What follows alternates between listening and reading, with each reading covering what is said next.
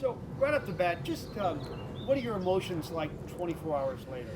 Yeah, obviously there's a lot of reflection happening. There's a lot going on behind the scenes, and it's pretty chaotic at the moment. And trying to find resolve and solace, and a lot of people connecting, a lot of people reaching out. So I would say this is an emotional roller coaster of what the last 2.5 years have been.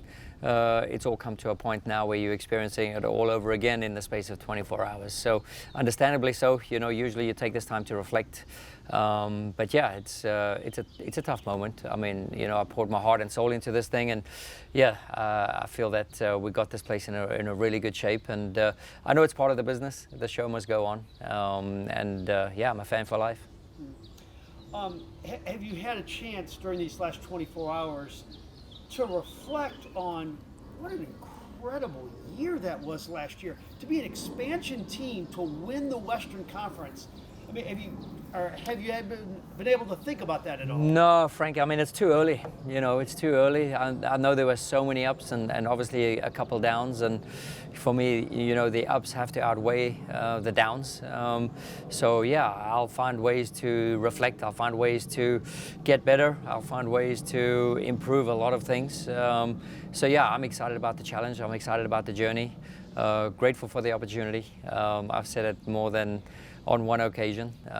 It's an incredible, an expansion team doesn't open up every single day. So to be part of this, to be part of the foundation, the building, the history, the heritage, but I wanted to make sure this clear from day one was not about me and my journey.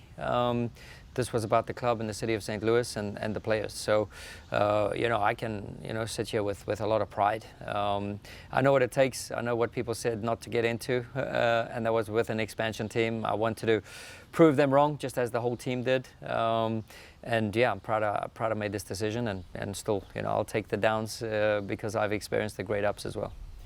You've had very good relationships with your players. I'm wondering, within the last 24 hours, have you had a conversation or a text that jumps out at you that you'll never forget that kind of moved you? Yeah, 100%. I mean, probably one of the guys who are least around the locker room these days is Miggy Perez. Was so gracious and grateful for the time spent. There's been a couple of other text messages, and all positive and very overwhelming. And when you get messages like that, you're on the right track.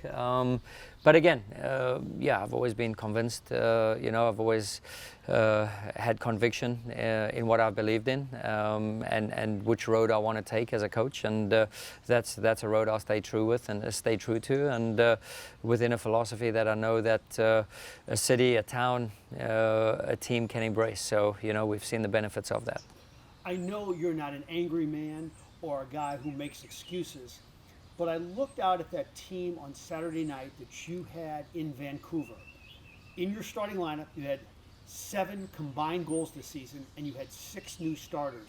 It's almost like you went into that game like it was a gunfight and you didn't have enough ammo. Yeah, I've never been afraid to field a lineup, to make changes, to be brave.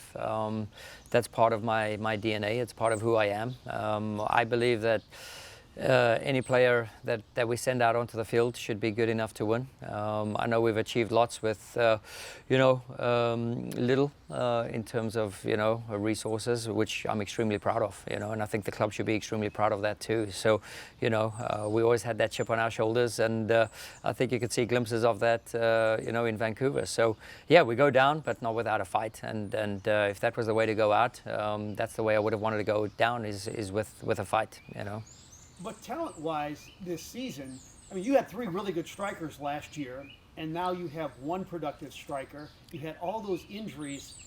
Is there a part of you that's thinking, boy, just if I had a full roster and I had the team I thought I was going to have, things would be a lot different? Yeah, again, coulda, woulda, shoulda, could have, would have. I mean, there's just a lot of things that went on. And that's the cycle of pro sports, I think I've been in this business since the age of 16, and I've been involved in a lot of moments in my career, ups and downs. And these moments belong to the downside of it, right? And we have to enjoy the good when it's going good.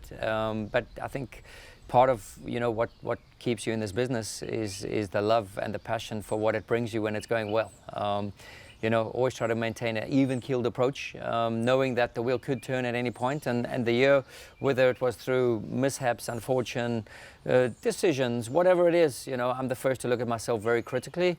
I believe if we get a poor result, that's on me. I believe if we get a poor decision, we'll score 2. And that's just the mentality that I'm built around. There's no use making excuses. And like I said, far many positives at the moment, in the short-term reflection. I'm eager to see where the road takes us. I'll be rooting for the team Wednesday night against San Jose. Like I said, I have many things to be grateful for. Will you watch the game Wednesday night? Oh, 100%. Yeah, no, 100%. Yeah.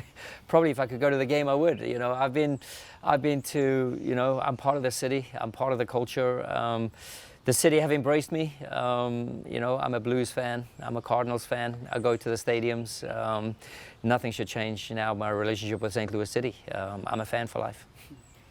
Give me an idea about, it's just 24 hours, but there's no doubt you're going to coach again. You're just going to have to wait a while and sort things out, correct?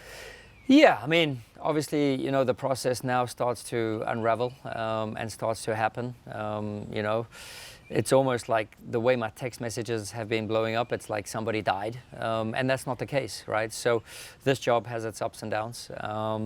And yeah, I mean, I have to switch off for a couple of days. I have to gather my strength and my thoughts.